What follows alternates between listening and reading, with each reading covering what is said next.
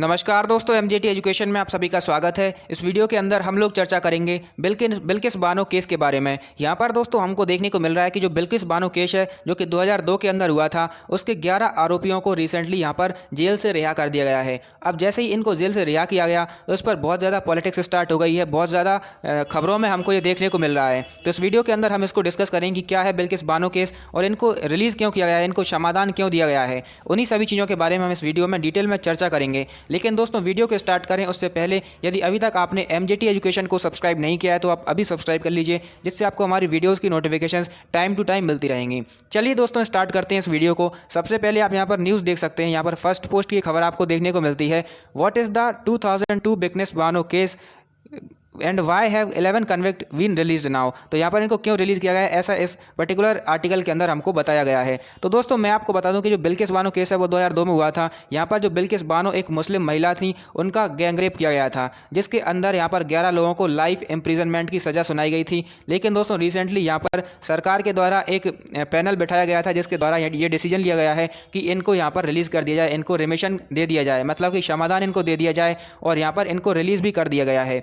अब जैसे ही इनको रिलीज़ किया गया तो जो बिल्किस बानो है उनका एक हिला देने वाला हमको स्टेटमेंट देखने को मिला। इनके द्वारा कहा गया है कि release of convict has shaken my faith in justice, मतलब कि जैसे ही इन लोगों को छोड़ा गया है तो इन सरकार के इस डिसीजन से मेरे सरकार के ऊपर यानी कि जस्टिस के ऊपर मेरा विश्वास हिल गया है, ऐसा इनके द्वारा कहा गया है। ये काफ़ी ज़्यादा दुखी हमको नज़र आ रही हैं और यहाँ पर इनके हस्बैंड के द्वारा भी कुछ ऐसे ही स्टेटमेंट दिए गए हैं। वहीं दूसरी ओर अगर हम देखें, जो कन्विक्ट था, जो कि एक व्यक्ति के द्वारा यहाँ पर एक बयान दिया गया है जो कि उन 11 लोगों में शामिल था जिनको लाइफ इम्प्रिजनमेंट की सज़ा सुनाई गई थी। तो इसके द्वारा कहा गया है गुजरात गवर्नमेंट के द्वारा हमको सरकार के द्वारा ही रिलीज़ किया गया है, सुप्रीम कोर्ट के ऑर्डर पर हमको छोड़ा गया है और हम बहुत ही ज़्यादा खुश हैं, हम एक नई लाइफ यहाँ से स्टार्ट करने वाले हैं, ऐसा इनके द्वारा कहा गया है। तो ये जो लोग काफ़ी ज़्यादा खुश लग रहे हैं, लेकिन दूसरी ओर जिसको जस्टिस मिलना चाहिए था वो यहाँ पर काफ़ी दुखी हैं। तो अब इस तरह की न्यूज़ यहाँ पर हमको देखने को मिल रही है। अब हम जानते हैं कि जो बिल्किस बानो केस है वो है क्या, वहाँ पर हुआ क्या था। तो दोस्तों आप देख सकते हैं 2002 के अंदर जब 27 फरवरी का दिन था तो गुजरात के अंदर साबरमती ट्रेन को जला दिया गया था। यहाँ पर काफ़ी ज़्यादा हिंसा हमको देखने को मिल रही थी, लोग भड़के हुए थे और साबरमती ट्रेन को यहाँ पर जला दिया गया था गोधरा के अंदर। तो दोस्तों उस साबरमती ट्रेन के अंदर 59 कार सेवक थे जिनकी डेथ यहाँ पर हो गई थी। दोस्तों जैसे ही यहाँ पर इस ट्रेन को जलाया गया, हिंसा और ज़्यादा भड़क उठी, काफ़ी ज़्यादा वायलेंस हमको देखने को मिला, जिसके कारण से दोस्तों जो बिल्किस बानो थी, बिल्किस बानो उस समय पर एक मुस्लिम महिला थी जो कि प्रेग्नेंट थी उस समय पर।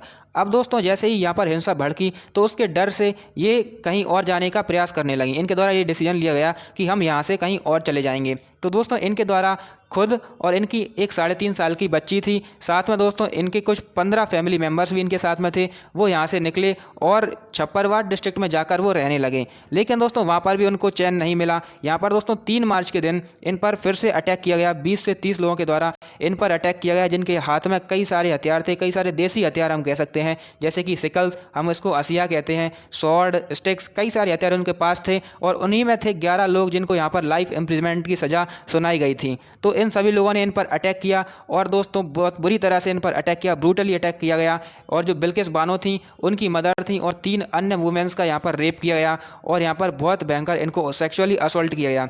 इसके अलावा दोस्तों यहाँ पर कुछ लोगों की डेथ भी हो गई। यहाँ पर ये जो लोग थे टोटल, मैंने आपको बताया कि 15 फैमिली मेम्बर्स थे, एक बिल्किस बानो थी और एक उनकी बच्ची थी। तो टोटल 17 लोग यहाँ पर थे और 17 में से 8 लोगों की यहाँ पर डेथ हो गई थी इस अटैक के अंदर, जिसमें से 6 लोग मिसिंग थे, 6 लोग लापता हो गए थे और बचे थे केवल बिल्किस बानो, एक आदमी और था और साथ में एक 3 ईयर ओल्ड जो बच्चा था वो सर्वाइव कर चुका था और इसके अंदर इनकी जो बेटी थी उसकी भी यहाँ पर डेथ हो गई थी। तो दोस्तों इस तरह से बहुत भयंकर हमको अटैक देखने को मिला, जिसके बाद से जो बिल्किस बानो है उन्होंने लिमखेड़ा पुलिस स्टेशन के अंदर अपनी जो कंप्लेन है उसको रजिस्टर करवाया। दोस्तों अब जैसे ही इसको रजिस्टर करवाया उसके बाद ये जो केस है ये नेशनल ह्यूमन राइट कमीशन को दे दिया गया, जिसके बाद से सुप्रीम कोर्ट के ऑर्डर पर इसको सीबीआई के लिए इन्वेस्टिगेशन के लिए सौंप दिया गया। तो ये केस अब सीबीआई के हाथ में था। अब दोस्तों सीबीआई के द्वारा इस पर्टिकुलर केस की इन्वेस्टिगेशन करी गई और 2004 के अंदर जितने भी एक्यूज थे, जितने भी दोषी थे, उन सभी को यहाँ पर अरेस्ट कर लिया गया और अहमदाबाद में उन पर जो ट्रायल्स हैं वो चलाए जाने स्टार्ट कर दिए। लेकिन दोस्तों यहाँ पर कुछ सेफ्टी इश्यूज़ को लेकर इस पर्टिकुलर केस को सुप्रीम कोर्ट के द्वारा मुंबई ट्रांसफ़र कर दिया गया और वहाँ पर इन पर ट्रायल्स चलाए गए और 21 जनवरी 2008 को जितने भी एक्यूज थे, जितने भी दोषी पाए गए थे, यहाँ पर उन सभी को लाइफ इम्प्रिजनमेंट की सज़ा सुना दी गई। टोटल 11 लोग यहाँ पर थे और कुछ लोगों को यहाँ पर रिहा भी करना पड़ा, छोड़ना भी पड़ा, क्योंकि उनके ऊपर उनके खिलाफ यहाँ पर पर्याप्त एविडेंसेस नहीं थे, जिसके कारण से यहाँ पर 7 लोगों को भी छोड़ना पड़ा इनको। तो इस तरह से कई सारे लोगों को इस केस के अंदर अरेस्ट किया गया था, जिनमें से एक व्यक्ति की यहाँ पर डेथ भी हो गई थी। जब उस पर ट्रायल चला रहे थे उसी समय पर उसकी डेथ हो गई थी। इसके अलावा दोस्तों 2019 के अंदर जो बिल्किस बानो थी उनको यहाँ पर कंपनसेशन भी दिया गया सुप्रीम कोर्ट के द्वारा। 50 लाख की धनराशि इनको प्रदान करी गई। आप देख सकते हैं यहाँ पर इनकी जो इमेज है वो आप देख पा रहे होंगे। अब दोस्तों इनके जो रिमिशन की बात है वो कब स्टार्ट हुई, तो राधेश्याम शाह जो कि उन्हीं 11 लोगों में से एक था जिनको लाइफ इम्प्रिजनमेंट की सज़ा सुनाई गई थी, उसके द्वारा गुजरात हाईकोर्ट के पास में ये गुहार लगाई गई कि उनको रिमिशन दे दिया जाए, उनको क्षमादान दे दिया जाए under the sections of 432 and 433 of criminal procedure code, यानी कि कोड ऑफ क्रिमिनल प्रोसीड्यूर है उसके अनुसार 432 और 433 धाराओं के अनुसार जो सरकार है वो किसी भी दोषी को यहाँ पर क्षमादान दे सकती है। कॉन्स्टिट्यूशनली अगर हम बात करें तो संविधान में ये बात लिखी हुई है कि हमारे जो प्रेसिडेंट हैं उनके पास में ये पावर है कि वो आर्टिकल 72 के अनुसार किसी भी कन्विक्ट को, किसी भी दोषी को क्षमादान दे सकते हैं और इसके लिए उन्हें कोई भी पर्टिकुलर रीजन देने की आवश्यकता नहीं पड़ती है। इसके अलावा गवर्नर के पास भी ये पावर होती है, जो कि स्टेट के गवर्नर होते हैं अंडर द आर्टिकल 161, उनके पास में ये पावर होती है कि वो किसी भी दोषी को क्षमादान दे सकते हैं। तो दोस्तों जब राधेश्याम शाह के द्वारा यहाँ पर गुजरात हाई कोर्ट से क्षमादान की मांग करी गई थी तो इनिशियली उन्होंने इसकी क्षमादान की मांग को पूरी तरह से डिसमिस कर दिया था, लेकिन दोस्तों फिर से शाह के द्वारा सुप्रीम कोर्ट से अब ये मांग करी गई। उन्होंने एक प्ली फाइल करी जिसमें सुप्रीम कोर्ट को ये बताया गया कि हम 15 साल से जेल के अंदर सज़ा भुगत रहे हैं और हमारे लिए बिल्कुल भी क्षमादान यहाँ पर, हमारी सज़ा बिल्कुल भी कम नहीं की गई है। तो सुप्रीम कोर्ट के द्वारा यहाँ पर इस मामले में देखा गया, उसके द्वारा एक कमेटी बैठाई गई। अब इस कमेटी को ये तय करना था कि इनके लिए सही होगा कि इनको क्षमादान दिया जाए या नहीं। तो इस कमेटी के द्वारा फिर ये डिसीजन लिया गया कि इन लोगों के लिए, जो 11 लोग हैं जो कि यहाँ पर लाइफ इम्प्रिजनमेंट की सज़ा काट रहे हैं, उनको क्षमादान दे दिया जाए। ऐसा यहाँ पर इस कमेटी के द्वारा डिसीजन ले लिया गया था।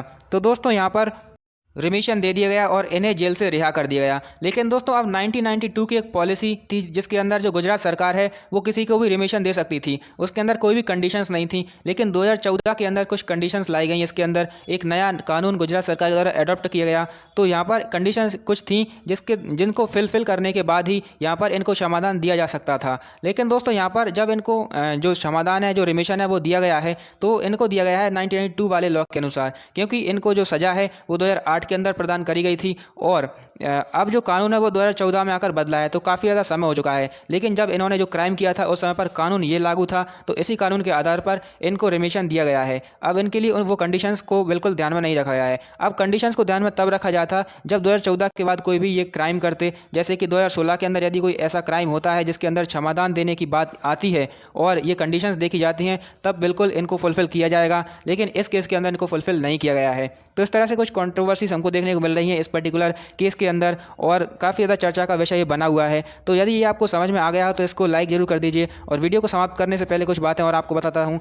यहाँ पर आप हमारे टेलीग्राम चैनल से जुड़ सकते हैं, जहाँ पर आपको हमारी वीडियोज़ के अपडेट मिल जाते हैं, PDFs मिल जाते हैं, क्विज़ेस मिल जाती हैं। इसके अलावा आप हमारे ऐप को डाउनलोड कर सकते हैं, जहाँ पर आपको कई सारी चीज़ें मिलती हैं, जहाँ पर आपको मॉक टेस्ट, वीडियोज़, क्विज़ेस मिलती हैं, ई-बुक्स और कई सारी स्टडी मटेरियल आपको मिल जाता है। तो इसको आप डाउनलोड कर सकते हैं। और इसके अलावा यदि चैनल को सब्सक्राइब नहीं किया है तो अभी सब्सक्राइब कर सकते हैं। वीडियो देखने के लिए आपका धन्यवाद।